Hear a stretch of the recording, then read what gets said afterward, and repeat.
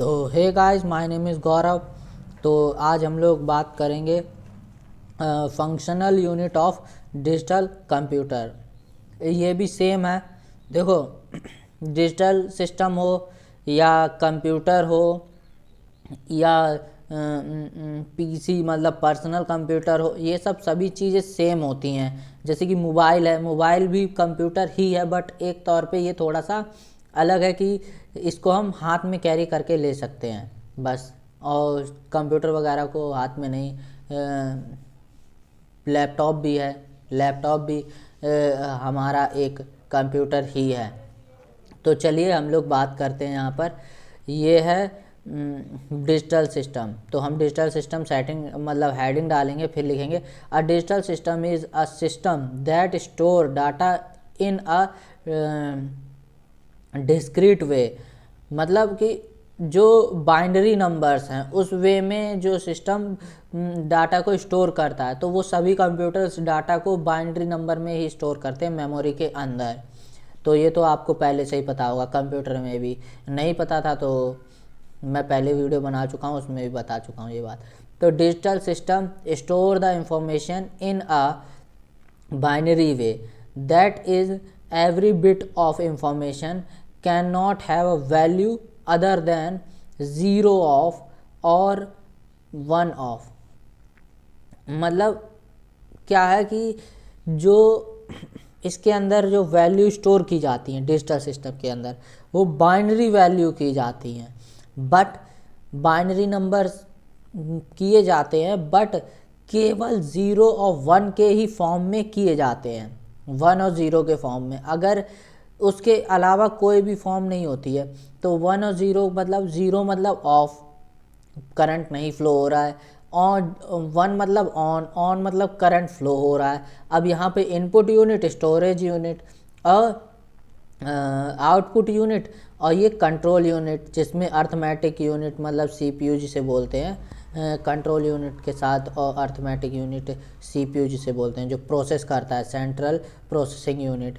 तो ये सब मैंने पहले वाली वीडियो में भी बताया था, जैसे कि arrangement of CPU memory input output to work as computer. तो यही चीज़ आप इसमें भी लिख सकते हैं, सिर्फ थोड़ा सा, बट ये है कि थोड़ा सा आपको फैलाना पड़ेगा, क्योंकि ये एक पेज में है, इसको हमने 2 पेज में कर दिया है कि नंबर अगर 10 नंबर का ये अकेला आता है तो इसको लिख सकें, और वही अगर वो बात भी अगर 10 में आता है तो आप इसी प्रकार से लिख देना, तो आपका 10 नंबर मिल जाएगा।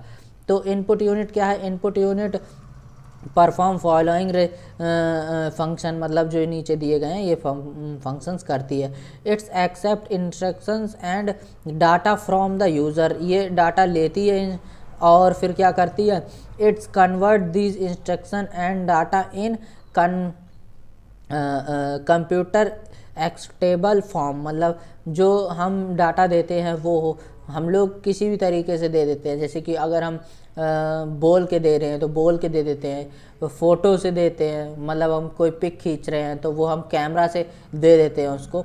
बट वो जो अंदर जो इनपुट डिवाइस है, वो कैमरा जो हमारा है, वो फ़ोटो खींच के उसको डिजिटल फॉर्म में कन्वर्ट करके आउटपुट में भेज देता है।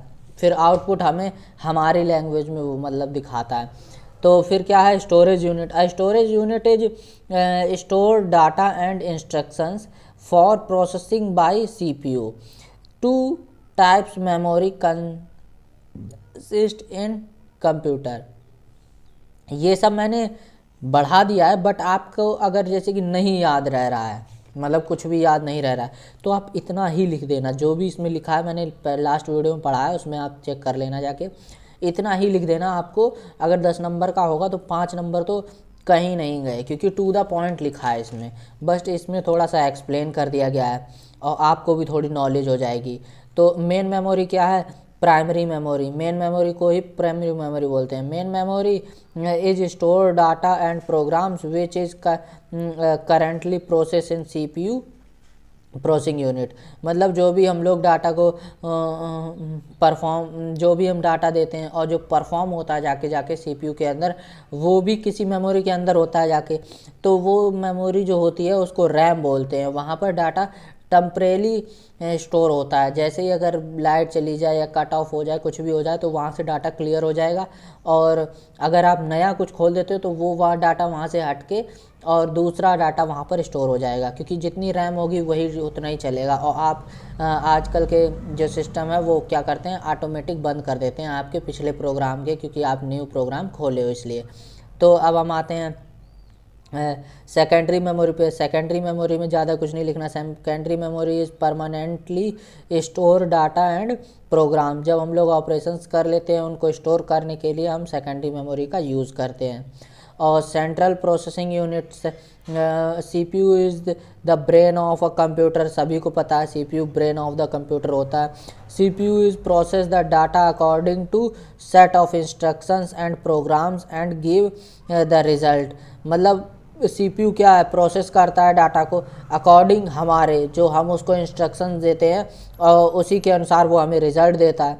CPU have two major parts called ALU and control unit. क्या करता है, वो कंट्रोल करता है और एएलयू से ऑपरेशंस लगाता है। अर्थमेटिक लॉजिक यूनिट में क्या होगा, अर्थमेटिक मतलब ALU of CPU performing the typical arithmetic operation such as add, subtraction, multiplication and addition. तो ये सब वो करता है। अब हम चलते हैं कंट्रोल यूनिट पे।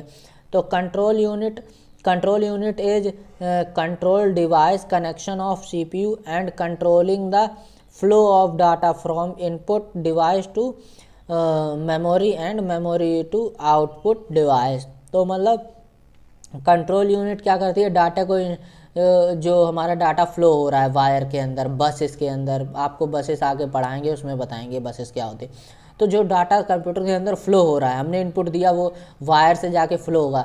अब वो फ्लो होगा तो एक ही तो वायर है, उसके अंदर फ्लो होता होता इधर से उधर, उधर से इधर जाएगा, तो वो कुछ भी कर सकता है। तो इसलिए हम लोग कंट्रोल यूनिट यूज़ करते हैं, जिससे कि हमारे डाटा को एक वे देते हैं कि आपको इस तरीके से जाना है, आना है, मतलब मैनेज एक कंट्रोल किया जाता है ऊपर से, आप ये समझ सकते हो। एक लॉ वगैरह जो भी आप मानो वो कंट्रोल यूनिट के होते हैं।